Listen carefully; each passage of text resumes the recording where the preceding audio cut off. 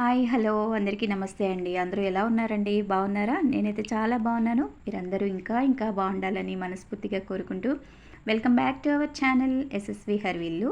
ఈరోజు మన వీడియోలో అమ్మవారికి ఎంతో ఇష్టమైన కదంబం ప్రసాదం ఎలా తయారు చేసుకోవాలో మీకు చూపిస్తాను. చాలా ఈజీ ప్రాసెస్ అండి. వీడియో చాలా లెంగ్త్ తక్కువ పెట్టాను. మీకు ఎక్కడ బోర్ కొట్టకుండా క్లుప్తంగా వివరించేస్తాను. చాలా ఈజీగా చేసుకోవచ్చు. జాగ్రత్తగా చూసేయండి, స్కిప్ చేయొద్దు ఎక్కడా కూడా వీడియో. 3/4 కేజీ రైస్కి నేను ఈ కదంబాన్ని తయారు చేస్తున్నానండి. అలా తయారు చేసుకోవాలి అంటే 300 గ్రాముల కందిపప్పు పడుతుందన్నమాట.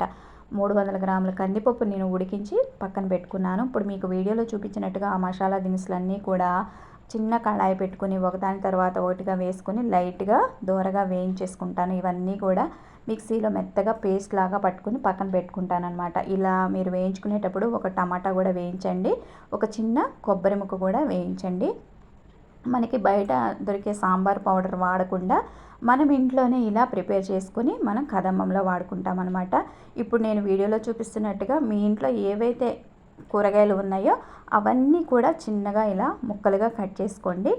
ఇప్పుడు నేను ఒక పెద్ద గిన్నె పెట్టుకున్నానండి. కొంచెం ఆయిల్ వేసుకున్నాను. ఆయిల్తో పాటు కొంచెం నెయ్యి కూడా యాడ్ చేశాను అనమాట. కూరగాయ ముక్కలన్నీ కూడా వేసేసాను.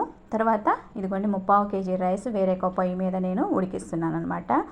ఆ కూరగాయ ముక్కలు వేసాను కదా, కూరగాయ ముక్కలు కొంచెం వేగిన తర్వాత కొంచెం పసుపు, ఉప్పు, కారం వేసాను. ఇప్పుడు మనం మిక్సీలో పట్టుకున్న పేస్ట్ ఉంది కదండి, ఆ పేస్ట్ కూడా వేసాను అనమాట. ఇప్పుడు ఆ పప్పునంతా కూడా మిక్సీలో మెత్తగా గ్రైండ్ చేసుకున్నాను, అది కూడా వేసేసాను అనమాట. చింతపండు గుజ్జు ఉందండి నా దగ్గర, ఆ గుజ్జుని నేను సరిపడా యాడ్ చేసుకున్నాను. వాటర్ కూడా సరిపడా యాడ్ చేసుకున్నాను అనమాట.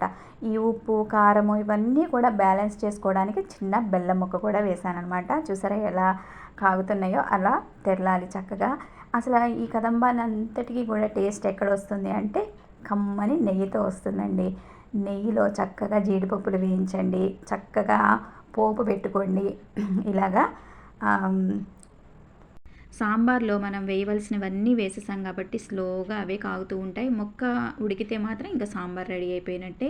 ఇలా రైస్ వండుకోవాలండి. విడిగా వండుకున్నప్పుడు చక్కగా మెత్తగా వండుకోండి. ఎందుకంటే మెత్తగా ఉంటేనే కదమ్మం టేస్ట్ బాగుంటుంది. హంగామా ఏం అవసరం లేదండి. చాలా ఈజీ ప్రాసెస్లో ఇలా ఈజీగా చేసుకోవచ్చు అనమాట. ఇప్పుడు మీకు మండపాలలో అమ్మవారిని ప్రతిష్ఠ చేసుకుని 9 రోజులు పూజలు చేస్తూ ఉంటారు కదా, చక్కగా మీరు అక్కడికి తీసుకువెళ్ళి అమ్మవారికి నైవేద్యంగా సమర్పించుకొని మీ చేతులతో మీరు ప్రసాదాన్ని 10 మందికి పంచిపెట్టుకోవచ్చండి. ఇలా ఈజీగా చేసుకోండి. చాలా ఈజీగా కమ్మనైన కదమ్మం రెడీ అయిపోయిందనమాట. ఇలా జీడిపప్పులతో గార్నిష్ చేసుకోండి. సూపర్ టేస్ట్ ఉంటుందండి. ఇదేనండి ఇవాళకి మన వీడియో. మరొక వీడియోలో మళ్ళీ కలుసుకుందాం. మీ